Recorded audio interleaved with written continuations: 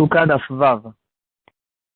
Bonjour, on va essayer d'approfondir aujourd'hui les halakhot qui concernent les tfanot de la souka, les murs de la souka, de comprendre qu'est-ce qu'on recherche en fait dans les tfanot de la souka, et principalement comprendre quelle est la différence ou quel est le rapport entre les tfanot de la souka et les murs qu'on a besoin pour faire un rishut yachid en ce qui concerne la halakhot de Shabbat et de portée.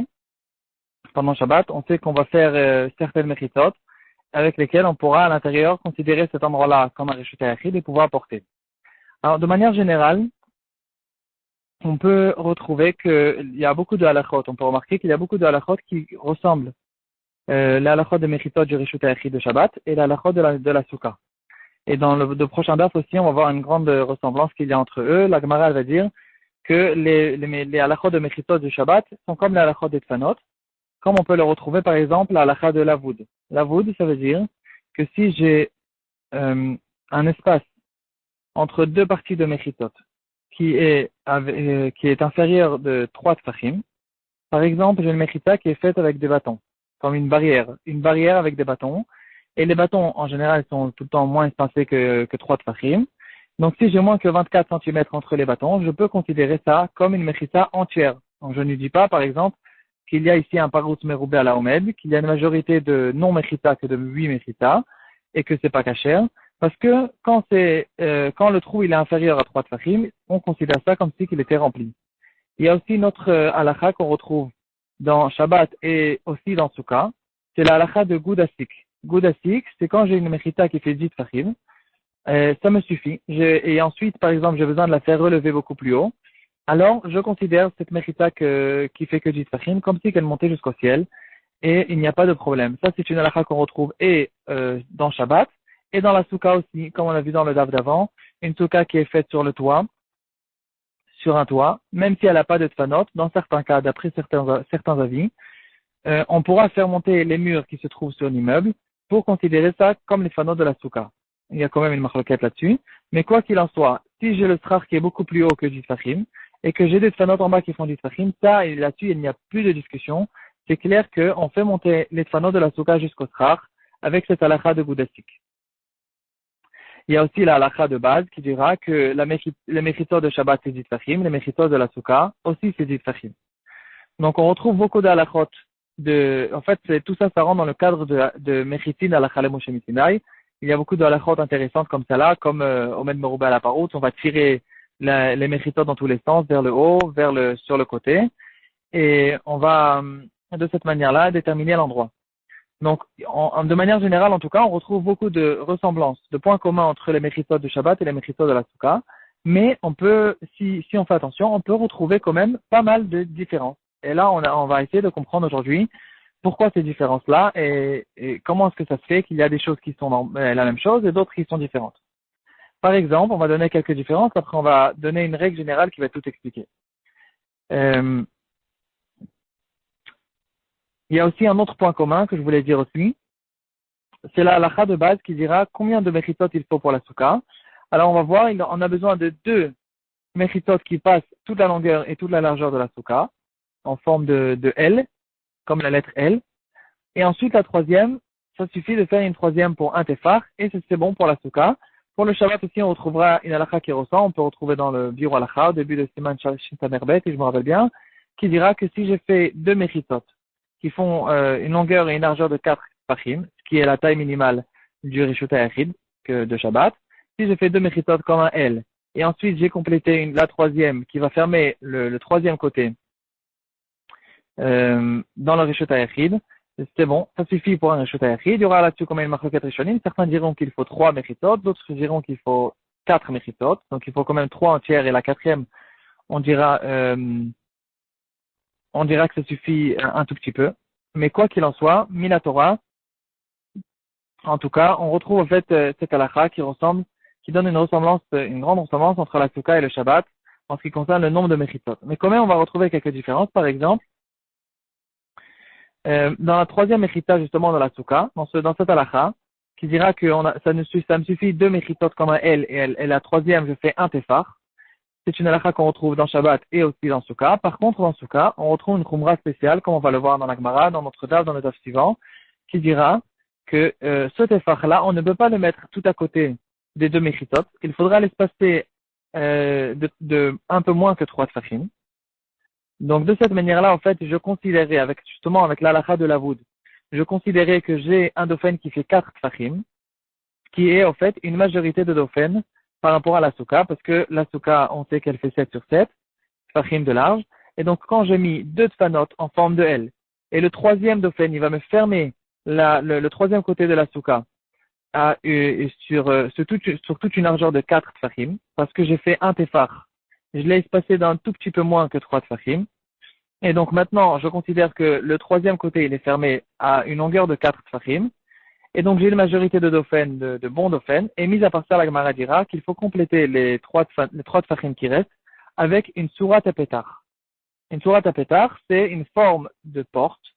Et une forme de porte, une sourate à pétard, on sait que c'est considéré comme une mechita en ce qui concerne le Shabbat, comme on le fait dans les Hérouvines. Quand on veut par exemple fermer même un quartier entier, quand je veux le fermer, le considérer comme un reshut hayachid pour que je puisse porter à l'intérieur, on sait qu'on va faire tout le long des fils. C'est quoi ces fils? C'est pas des fils.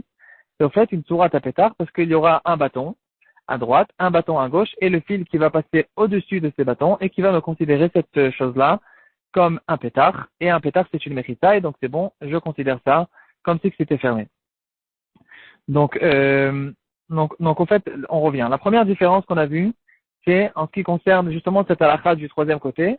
Dans Shabbat, ça me suffit de mettre, au moins pour certains Rishonim, ça me suffit de fermer le troisième côté même un tout petit peu et c'est bon. Et dans la Souka, je suis mahmir d'essayer de maximaliser au fait ce tefar qu'on m'a permis de faire avec un tefar, mais quand même, je dois l'espacer de 3 tefachim, je dois faire une sourate à pétard. Pourquoi cette différence? Une deuxième différence qu'on va retrouver, c'est justement dans la halakha de Goudasik. On a vu que Goudasik, ça marche pour la souka, mais ça marche pas dans tous les cas. Donc, on va essayer de comprendre pourquoi.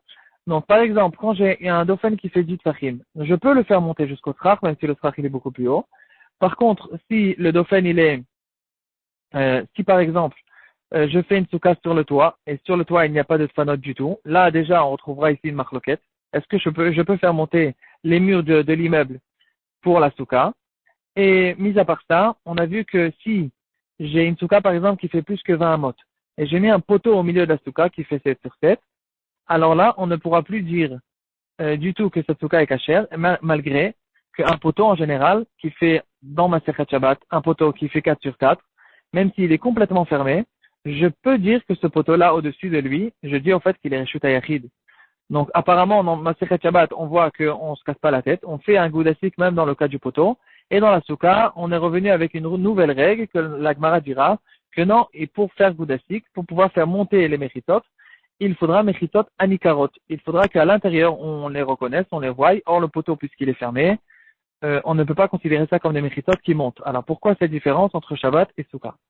Mis à part ça, alors on a vu que la voûte, ça marche pour la souka. Je suis pas obligé de faire des tfanot qui sont entièrement, complètement fermés. Je peux faire une barrière qui a beaucoup de bâtons tant qu'ils ont une distance qui est inférieure à 3 tfachim. Par contre, la sourate à pétard, on vient de voir que sourate à pétard, c'est une mechita complète pour Shabbat. Je fais 4 sourates à pétard dans les 4 sens et j'ai fermé complètement l'endroit. Il est devenu un reshut hayachid, comme ça on fait dans tous les hérouvines. Alors que dans la souka, il est très clair que je ne peux pas prendre 4 sourates à pétard et mettre un strach au-dessus et dire voilà, c'est bon, j'ai fait des mechitot et c'est caché pour la souka. Pour la souka, il faut avoir des tfanot. Alors pourquoi? On va retrouver une règle générale qui a été relevée dans plusieurs achronim. Alors, on va le retrouver, par exemple, dans le Aruch HaShulchan, c'est un des grands poskim de tous les temps. Dans le Siman Tev Resh Lamed Seiftet, l'Avnenezer aussi, il ramène cette idée-là. Et de manière générale, les poskim, ils ramènent plus ou moins, chacun dans son langage, une idée qui ressemble. Alors, il dira comme ça. Dans la souka, c'est vrai qu'il y a la halachot de Mechitot. Il y a certaines halachot qu'on dira qu'il faut comme les Mechitot de Shabbat. Par contre, dans Mechitza, il y a une nouvelle halakha. Ça ne suffit pas au fait de déterminer l'endroit. Quand ce qui m'intéresse dans le reshut hayachid de Shabbat, ce qui m'intéresse, c'est de prendre les mechitot et de déterminer un endroit. En fait, de le séparer. Les mechitot, c'est une séparation. C'est ça la traduction littérale. Mechitot, c'est une séparation. Donc, en ce qui concerne Shabbat, j'ai par exemple un endroit qui est un reshut hayachid, un reshut harabim, un domaine public, ou un carmélite, qui est un demi-domaine public, et je veux séparer un certain endroit, le déterminer en soi, et de dire cet endroit-là, il est à part, il est différent, et il va être un Rishut Hayachid. Là, je viens avec les halachot des Mechitot, et je dis, si tout simplement j'ai mis des barrières, c'est bon. Même si j'ai mis des barrières de la voûte, ça va aussi. Et même si j'ai mis des Tsurot à pétard, c'est considéré, cet endroit-là, il est considéré comme étant déterminé en soi, et j'ai réussi à avoir un Rishut Hayachid. Donc, au fait, ce qui m'intéresse dans la halachot de Shabbat, c'est l'endroit, le sol, de séparer cet endroit-là d'un autre endroit, de séparer deux endroits. Par contre, dans la Souka, mis à part le fait que j'essaye de déterminer un endroit, en fait, c'est pas ça vraiment qui m'intéresse. Ce qui m'intéresse, c'est les murs eux-mêmes. Il y a les murs eux-mêmes qui m'intéressent. Pourquoi? D'où on le sait ça? Parce qu'au fait, le chilouk, il est grandiose. Parce que dans Shabbat, au fait, quel est, d'où on sait que dans Shabbat,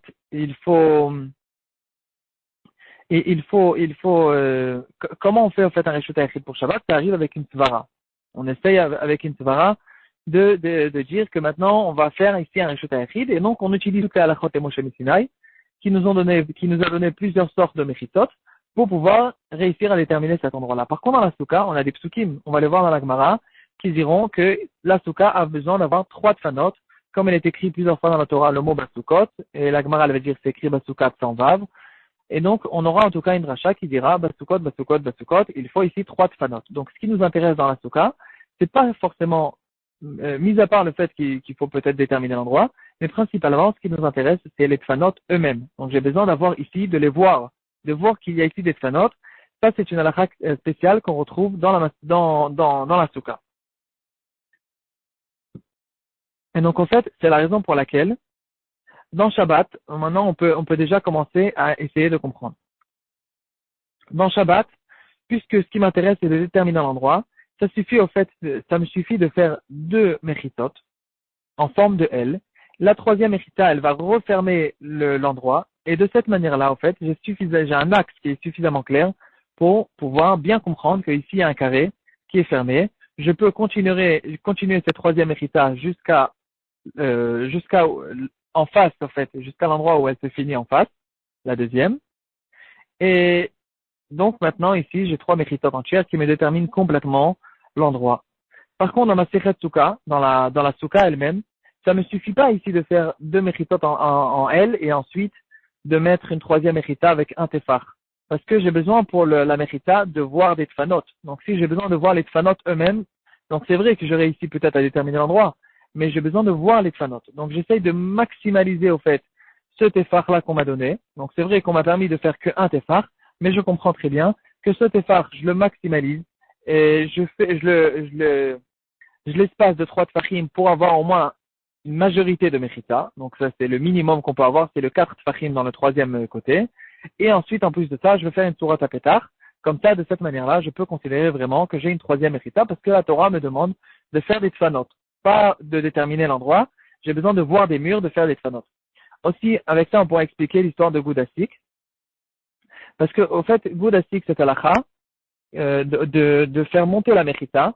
C'est une halakha qui peut m'aider, en fait, pour déterminer un endroit. Par exemple, je suis sur un toit. Le toit, il est extrêmement déterminé, il est clair, on sait où il se finit. Et d'ailleurs, c'est très bien de savoir où se finissent les toits en général. Et donc, à cause de ça, puisque cet endroit, il est bien déterminé, je peux utiliser même les mechitot qui ne se trouvent pas sur la place où je suis, même si je ne les vois pas, et ils sont plus basses, les mechitot sont plus basses, je peux venir et dire ces mechitot, elles montent parce que les mechitot, même si elles sont en bas, elles me déterminent clairement l'endroit qui est sur le toit. Par contre, dans la souka, il faut que je voie les tfanot, il faut que j'ai des tfanot en face de moi, il faut que j'ai des tfanot en dessous du srach. Et donc, je ne peux pas considérer avec une halakha virtuelle qui me fait monter des tfanot comme si que j'avais des tfanot en ce qui concerne la souka. Donc, l'endroit, il est peut-être déterminé, mais encore une fois, j'ai pas de tfanot. Et c'est la raison pour laquelle on dira beaucoup plus difficilement le goudastik dans la souka. Et c'est pour ça aussi que quand j'ai des tfanot, j'ai des tfanot qui font une hauteur de 10 tfachim, qui est la hauteur minimale des tfanot. Donc, quand je vois ici des tfanot, alors là, j'ai plus aucun problème, je peux prendre ces tfanot et les faire monter jusqu'au srach s'il y a besoin.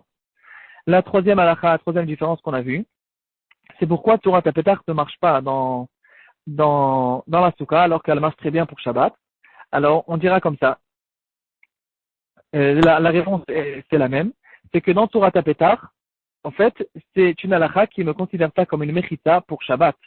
Parce que pour Shabbat, ce qui m'intéresse, c'est de déterminer l'endroit, encore une fois. Et donc, avec la Torah Tapetar, je mets 4 Torah Tapetar des 4 coins de l'endroit où je veux fermer. Et c'est bon, l'endroit, il est bien clair, il est bien déterminé en soi. On voit très bien qu'il est différent de l'endroit extérieur. Ça reste quand même une halakha le Moshe Misinaï. Mais il faut essayer à chaque halakha le Moshe Misinaï, chaque mechita, essayer de comprendre comment elle marche. Par exemple, la voûte, quand la Torah, elle m'a dit, la halakha, elle m'a dit que la voûte, c'est considéré comme si c'était fermé. Là, je le prendrai aussi pour la souka, parce que je comprends tout seul que quand la Torah elle me dit la voûte c'est fermé, c'est parce qu'on méprise une distance qui est moins que 3 tfachim en disant que c'est comme si qu'elle n'existait pas. Donc si c'est comme ça, c'est bien aussi pour la souka. Mais quand je viens avec une halakha de Torah Tapetar, que la halakha le Moshe Misinaï, elle me dit que cette halakha, ça marche bien en tant que mechita pour Shabbat, il faut en fait comprendre dans le fond. Et dans le fond, en fait, je vois que cette Torah Tapetar, elle peut que réussir à me déterminer un endroit. Mais elle ne peut pas faire une métiout, elle ne peut pas faire un dauphin, parce que je ne vois pas le dauphin. Et donc, en ce qui concerne la souka, ça ne marchera pas non plus. Comme ça, il ramène, en fait, c'est une idée qui donne beaucoup d'ordre dans la tête. Comme ça, il ramène, en fait, plusieurs acronymes, le Aruch HaShulchan, le Avnei Nezer, le Emek Bracha aussi, qui était plutôt, c'est un des acronymes qui était plus tard, qui était pratiquement de notre génération. Il va ramener aussi une très belle idée qui sera expliquée très bien avec cette chose-là. Avec ça, on va finir. C'est des tfanotes qui sont faits de Asherah. Asherah, c'est un arbre qui a été travaillé en tant qu'avodazara, c'est-à-dire des goïms, ils l'ont servi en tant qu'avodazara. Quand on ne peut pas utiliser cet arbre-là pour pas mal de choses. En fait, de manière générale, on a une halakha qui dira que tout est mirta chiuré. On voit que le temps, il est très tard. On va juste finir. Il y a une halakha qui dira que tout est mirta chiuré, c'est-à-dire toute halakha qu'il y a, il y a besoin d'un shiur, il y a besoin d'une dimension. Par exemple, un chauffard. Je ne peux pas utiliser un chauffard qui a été utilisé en tant qu'avodazara parce que le chauffard a une halakha de taille. Il a besoin d'avoir un minimum un tefar et donc il n'est pas kasher un chauffard d'avodazara. La même chose en ce qui concerne les bois d'avodazara ne sont pas kasher pour pas mal de choses. Par contre, on retrouve une halakha intéressante que pour les mechitot, c'est kasher. Les mechitot de Shabbat. Par contre, pour les mechitot de Souka, c'est pas kasher. Pourquoi cette différence? Alors, encore une fois, on retrouve la même svara que pour Shabbat, au fait, ce qui m'intéresse, c'est pas les fanot eux-mêmes, c'est pas les murs. Les murs, je m'en fiche de eux. Moi, ce qui m'intéresse, c'est de réussir à déterminer cet endroit. Donc, quand je regarde le sol, au fait, le sol, il a été déterminé, même si le mur a besoin d'avoir une hauteur de Jitfachim. Parce que en fait, la halakha des Jitfachim, de la hauteur des murs, c'est pas une halakha dans les murs, c'est une halakha dans le sol. Le sol, il doit être séparé du sol qui est à l'extérieur.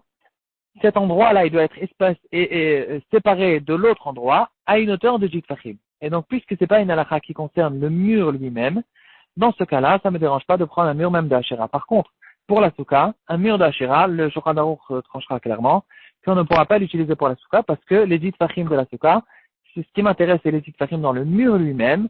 Puisque ce mur-là, il est un mur d'Avodazara, on dit la halakha de Tsuté Mestachuré, il perd complètement son importance et il n'a pas de mesure de Jitfachim.